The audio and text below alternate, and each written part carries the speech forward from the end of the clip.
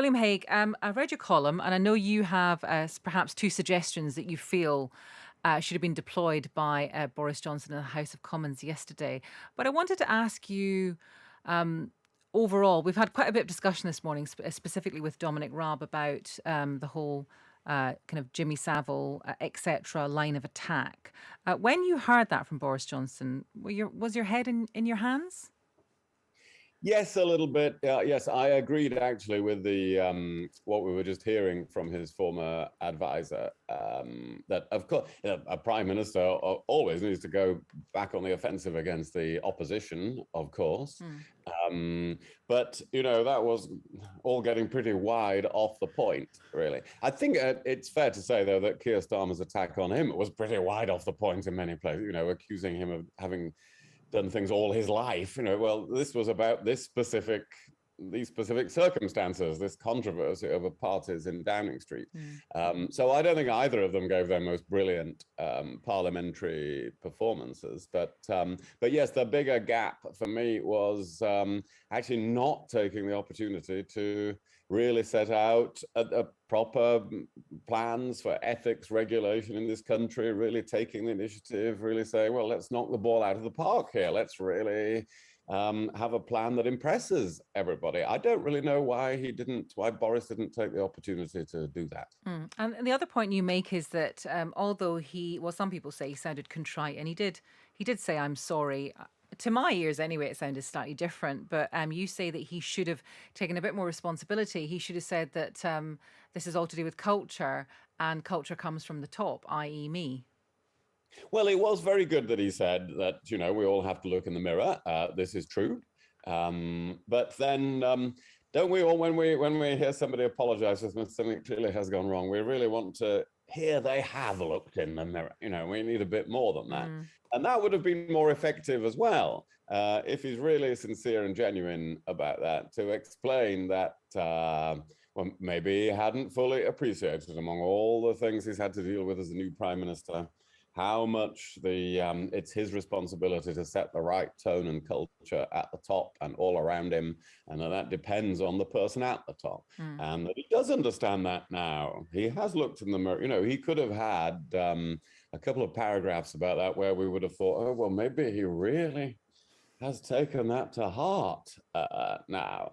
And so it lacked a bit of that. I thought he didn't do the comprehensive job that he could have done to improve his political situation.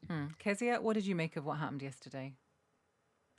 The polar opposite of what William's just said. I mean, I thought he got up in the morning and thought, what is the bare minimum I need to do to get through the day? I thought there was very little grace to it. I don't think the apology was particularly heartfelt. I think Keir Starmer gave the parliamentary performance of his life. Now, you might think I would say that with my background, but I've been a relative critic of Keir in the past. I thought yesterday he confounded expectations by really speaking to the mood and anger of the nation in a way that I think a lot of people took a great deal of comfort from. I was glued to it. I timed my afternoon coffee break to watch the Prime Minister's statement, and I didn't hear. I know that's serious commitment, and I don't think he did enough really to appease the people who are incredibly angry at him, his actions, his staff's actions, and the culture emanating from the highest office in the land. Yeah, that's not the opposite of what I was. That's not the opposite of what I was. Apart from on Keir Starmer, I think that's the same as what I was saying. Kezia, what I was going to say was that you're doing a little service there for the Prime Minister, William. You're keen to let him move on, whereas I just think there's still unfinished business here. No, well, I'm actually saying he didn't move it on very well. I think that he's in a weaker position today than he was yesterday morning, actually, because of the way he handled it yesterday. So we do disagree about Keir Starmer's performance, but I think we're on the same lines on Boris. But how interesting that you think he's in a weaker position, and you may be right, but that is really interesting. I wanted to ask you about Rory Stewart. I don't know how much time you have for Rory Stewart, but we had him on this programme, and we know that he's not a fan of Boris Johnson, and he said that the reason that Boris Johnson is still there, the reason that there are, we don't have 54 letters going in about not having any confidence in him yet, is because there's a weird personality cult within the Conservative Party, which means that he can survive this. What would you say to that? Well, that's one way of putting it. The other way, a more neutral way of putting it, would be to say MPs are reluctant to move against somebody who won a huge general election victory with millions and millions of votes and has a democratic mandate. That's an incredibly big step to then say, oh, well, we can dispense with that person. Now, you can call that a personality cult, or you can call it, people trying to abide by the democratic wishes of the country. So that's one factor. The other factor is that if you're an MP who does want to get rid of Boris Johnson, you have to calculate your timing very carefully now, because they only get one shot at it, given the rule that if they have a vote of no confidence and it fails, they can't have another one for 12 months. So those MPs will now be saying, well, I'd better wait for another few months. We have to wait for the police report now, or for some fresh disaster to happen, or the May local elections, or whatever it may be, and then we'll see about putting our letters in. So there are a couple of different factors at work here, which means that he is not going to be pushed out of his position now or next week. But there's continuing instability about it for the next few months, which is a great pity. Yeah. Kezia, just finally on this then, what do you think it is? Is it the fact, we hear this often, that, well, whatever's happening right now, he's an election winner. And a lot of people are saying, well, I won't vote for him, but we know polling today and voting in 2 years' time can be two completely different things. So do you think it is about a weird personality cult, or do you think it is, as William Hague says, the fact that people still, the kind of like shy internal Tories, these are people who might protest about Boris Johnson, but when it comes to the crunch, they don't have anyone else and they'll stick with Boris Johnson? I'm not sure it's either. I mean, I was sat here 2 weeks ago talking to you both, saying I didn't think the Prime Minister was going to resign. I didn't think he was going to be pushed out by his MPs either, because of the big political calculation that they'll all be making, which is if he goes, what replaces him? And you've already pointed to the general election result and the 80 MP majority that he has. That's all underpinned by a manifesto, which is about levelling up. It's about big public spending. The MPs are reliant on that delivering so that they can keep their seats. That's the ultimate political calculation. Yeah. If Rishi Sunak were to replace Boris Johnson, I think the direction of travel in the party would change quite considerably, because we know he wants to reduce government borrowing, government debt. So I think that will be the calculation which rules, and Boris Johnson is here to stay. Okay, I've got a lot more to talk about. Many other topics, including including Ukraine situation there, and mandatory vaccination for healthcare workers. It's 9:18. Times Radio Breakfast. Let's go to Ukraine. The US Secretary of State Antony Blinken is due to hold talks with Russian Foreign Minister Sergei Lavrov later today, and Boris Johnson is also travelling to Kiev in a few hours' time. William, this is an ignoble thought, so tell me that I'm wrong here. Is there an argument that what goes on in Ukraine actually benefits almost everyone involved in these conversations? Because Putin gets to posture, Boris Johnson gets to point to a war on a foreign field and be statesmanlike, America gets to show that it's back in business after Trump. Is it in anyone's interest to get rid of this situation? But it might be in everyone's interest just to prolong it a little bit, short of actual conflict. That's maybe becoming a bit too cynical. I think, remember, a lot is at stake here that could be disastrous for all the people that you've just mentioned. President Putin could get bogged down in a war that he starts. Boris Johnson and other European leaders could face huge spike in gas prices if there is a war, on top of all the current high energy prices as well, bringing a lot of domestic political troubles. President Biden could face the accusations in Congress that he hasn't handled an international crisis well. I think the honest truth is that most of these people would rather not have this crisis, except President Putin he's created it. It didn't come about spontaneously. He has manufactured it. And perhaps he's underestimated how much the Western world has pulled together about this, but he will still have a good idea what he's going to do next, and that could include invading Ukraine. So this is a very serious situation. You've met Lavrov, haven't you, before? What's he like? Oh, I know him well. No, he's a real operator. He's had nearly 30 years of this as the UN rep of Russia and as foreign minister. he eats people for breakfast. Other foreign ministers in more democratic countries come and go, spend a year learning what they're doing, and so on. He knows every trick in the book. He's like a very sharp lawyer. He's like Putin's lawyer. He can argue anything at any notice, whatever Russia has done. The only way to really get on with him, I found, was through Scotch whiskey. Relations that were always difficult between me and him. We always had very argumentative meetings. They improved a lot when we got on to the whiskey, preferably sizable quantities of it. And then Anglo-Russian relations always seem to pick up a little bit after a few glasses. This is what you have to do for your country, I'm afraid. Yeah, maybe you should ship a crate across to get something going today.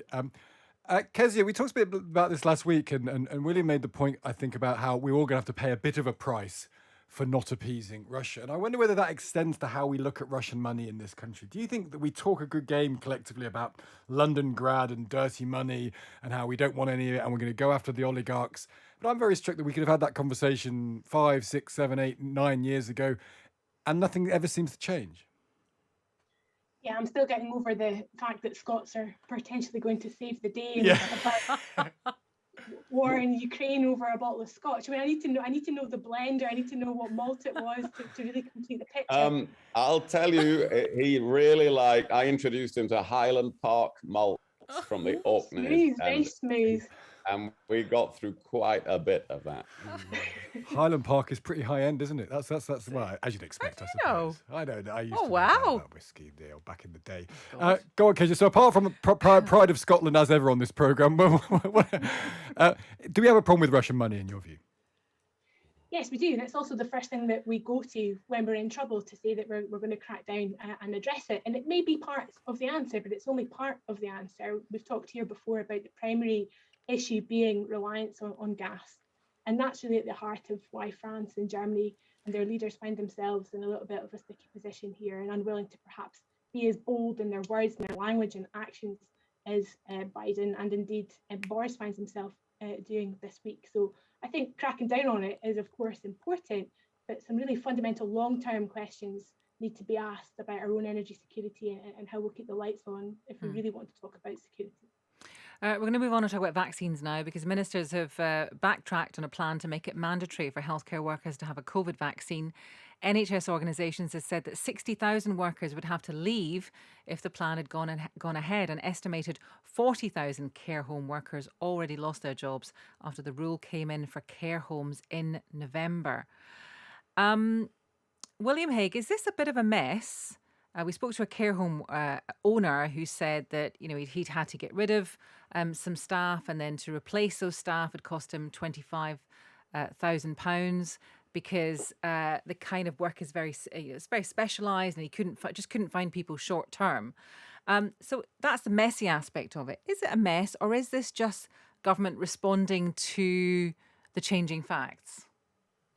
Well, a bit of both, isn't it, really? The government are responding to a changing situation, as so often in COVID. I find it extraordinary that people working in care homes or the NHS have refused to have a vaccine. Where would we be? We think of the catastrophic situation we'd be in if we'd all taken that attitude. But nevertheless, many of them do refuse to do so. And we've moved on to a point in the pandemic where at least for people who've been vaccinated, the illness is less serious in most cases. And so the government, I think, have just recognized reality here, that the situation has changed. And it's hard to, as you would just say, it's hard to get the workers that you need if you insist that they're all vaccinated. So they've recognized reality.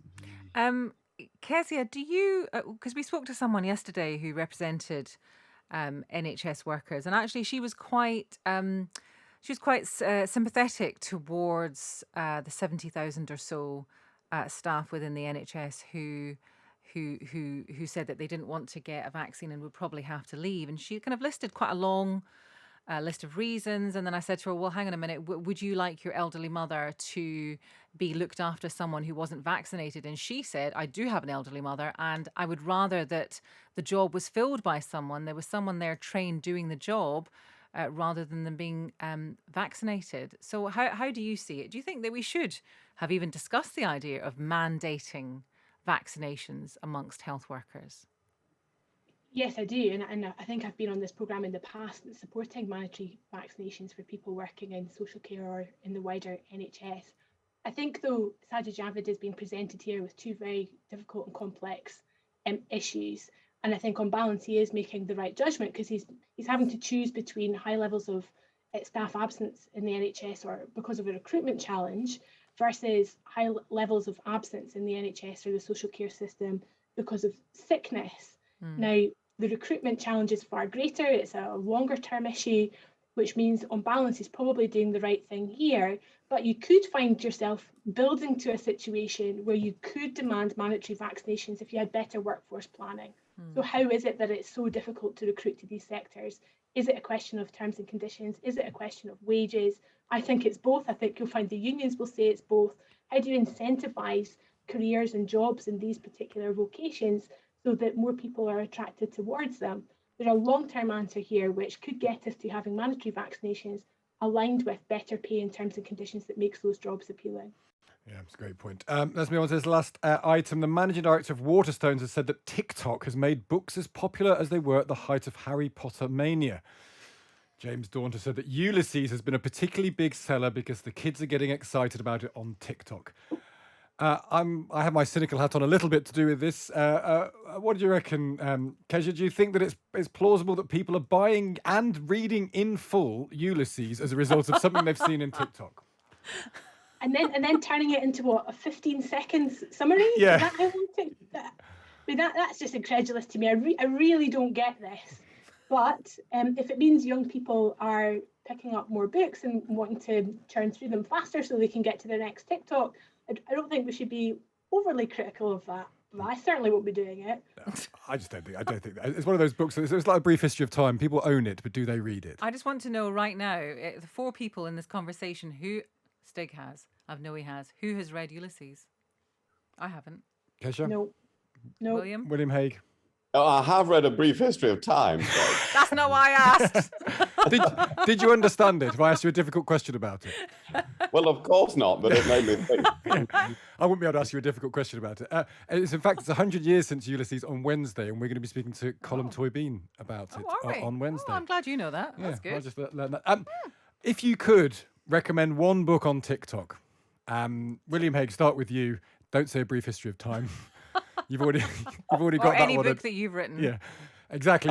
Actually, I have. I made a film some years ago about when the BBC had a big competition about what was the best novel. I made a film about Birdsong by Sebastian Faulks.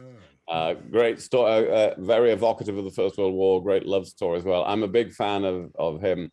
And so, yeah, if I did my TikTok video, I think Birdsong would be my choice. Well, someone should get you to do that. Kezia, what about you? I just finished Graham McRae Burnett's new book, Case Studies, last night, and I would recommend that. It's a really new, different take on a novel based on 6 notebooks left by somebody who accused the psychiatrist Colin Braithwaite of inadvertently killing his sister in 1960s London. It's a fascinating novel, a real mind bender.